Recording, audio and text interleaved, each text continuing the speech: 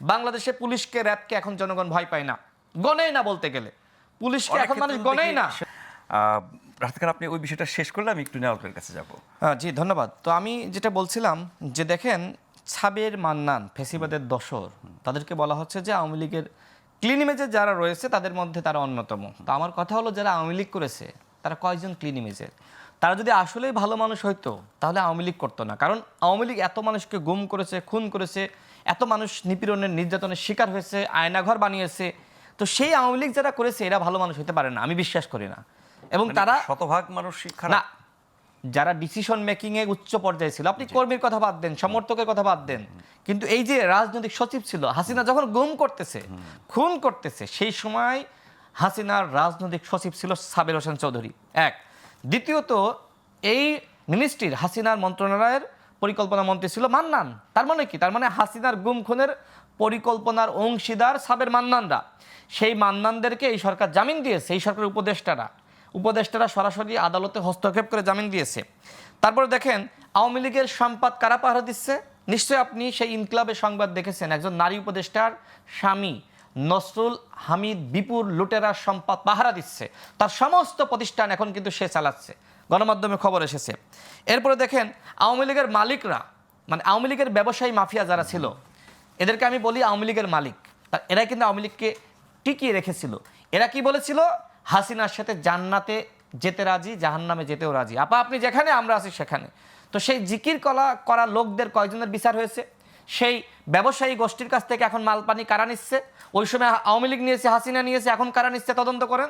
তাদেরকে আশ্রয় প্রশ্রয় দিচ্ছে এই সরকারের কতিপয় উপদেষ্টা। এরপরে দেখেন, 10 মাসে, যেটি ভাই বলেছেন, 10 মাসে আপনি কতটুকু রাষ্ট্র সংস্কার করেছেন? কতগুলো বিষয়ে কিন্তু আমরা আগে থেকে একমত ছিলাম। প্রত্যেকটা কমিশন কিন্তু যখন আমাদের কাছে প্রস্তাবনা চেয়েছে, বিএনপি দিয়েছে, গণ অধিকার পরিষদ দিয়েছে, জামাত দিয়েছে, আপনি মিলাইতে পারলেন না যে সব দলগুলোর এই 10টা, তারা 20টা প্রস্তাবনা দিয়েছে, 10টায় সবাই একমত। তো 10টা আপনি সংস্কার করে ফেলান। এখনো পর্যন্ত আইন শৃঙ্খলা পরিস্থিতির কথা ভাই বলেছে। আগামীতে আপনি বলছেন যে একটি অবাধ, সুষ্ঠু, নিরপেক্ষ নির্বাচন জাতিকে উপহার দিবেন, মানে প্রধান উপদেষ্টা বলছে। এবং যদি অবাধ, সুষ্ঠু, নিরপেক্ষ নির্বাচন জাতিকে উপহার দিতে না পারে, তাহলে নিজের কাছে নিজেকে অপরাধী মনে হবে। কিন্তু সেই নির্বাচন করার জন্য আপনি পরিবেশটা ঠিক করেছেন? আমার কথা না, ভাই বলছে আইন শৃঙ্খলা পরিস্থিতি বাংলাদেশে এখনো পর্যন্ত ঠিক হয় নাই।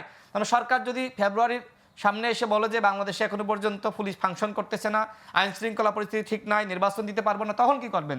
তার মানে কি? তার মানে এখন নির্বাচনের আগে অবশ্যই বাংলাদেশের আইন শৃঙ্খলা পরিস্থিতি ঠিক করতে হবে, পুলিশকে দিয়ে ফাংশন করাতে হবে। বাংলাদেশে পুলিশকে র্যাবকে এখন জনগণ ভয় পায় না, গণেই না বলতে গেলে পুলিশকে এখন মানুষ গণেই না। সেনাবাহিনীকেও ভয় পায় না। না, আমি ওইটাই বলতেছি, পুলিশকে মানুষ পুলিশই মনে করে না, মানে ভয়ই পায় না।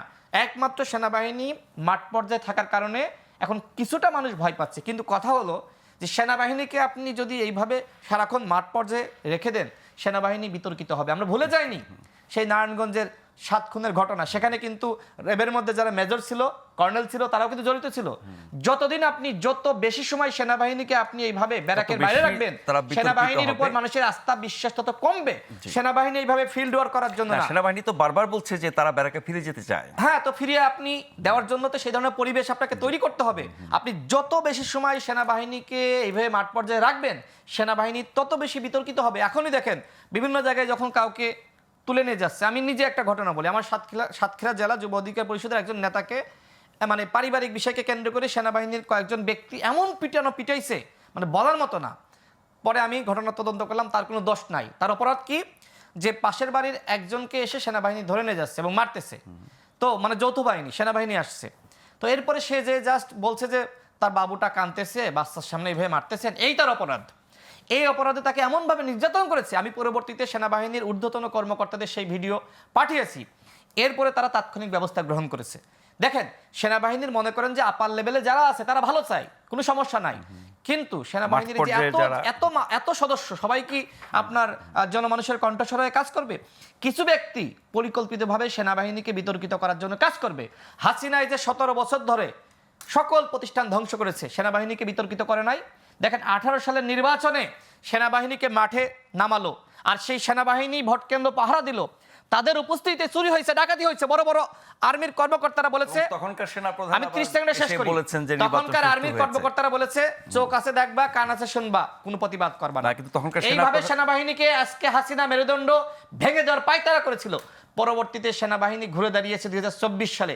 এই 24 সালে যদি সেনাবাহিনী, আমরা অনেক আন্দোলন করেছি, সেনাবাহিনী যদি জনগণের কাতারে এসে না দাঁড়াতো তাহলে কোনোভাবে অভ্যুত্থান হতো না। দেখেন, যখন সেনাবাহিনীকে বিতর্কিত করার জন্য অনেকে বারবার চেষ্টা করেছে, সেনাবাহিনীর পক্ষে কিন্তু গণ অধিকার পরিষদের সভাপতি নুরুল হক নূর, আমি সাধারণ সম্পাদক রাশেদ খান সহ বিএনপি বলেছে।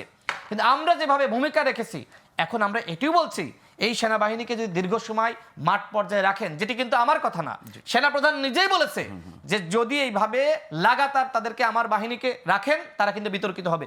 এই জন্যই বলছি যে সরকারের উচিত হবে পুলিশকে ফাংশন করানো। পুলিশ একমাত্র বাহিনী, তাকে দিয়ে আপনি যদি কাজ করাতে না পারেন তাহলে কিন্তু দেশের অনেক ক্ষতি হবে। সুতরাং সরকারকে বলবো যে আগামীতে যে নির্বাচন উপহার দিতে চান, তার আগে আইন শৃঙ্খলা বাহিনীকে ঠিক করেন, পুলিশকে ঠিক করেন, অন্যথায় অবাধ, সুষ্ঠু, নিরপেক্ষ নির্বাচন জাতির কাছে আপনি উপহার দিতে পারবেন না। দেখেন, সর্বশেষ আপনার একটি সুন্দর ঘর, এই ঘরে সোনা দানা সব রয়েছে, ঘরের দেওয়াল নাই, তাহলে কি হবে? চুরি হয়ে যাবে। কিন্তু আপনি ওই যে দেখেন না যে কোথায় যেন ফলের মেলা হচ্ছে, ফল কিন্তু চুরি করে নিয়ে যাচ্ছে, কারণ ওইখানে পাহারা দেওয়ার কেউ নাই। ঠিক একইভাবে যদি আপনি পুলিশকে দিয়ে ভোট কেন্দ্র পাহারা না দেওয়াতে পারেন, তাহলে কিন্তু কোনোভাবেই আপনি যত ভালো ভালো মিষ্টি কথা বলুক না কেন, আপনি অবাধ, সুষ্ঠু, নিরপেক্ষ নির্বাচন জাতিকে উপহার দিতে পারবেন না।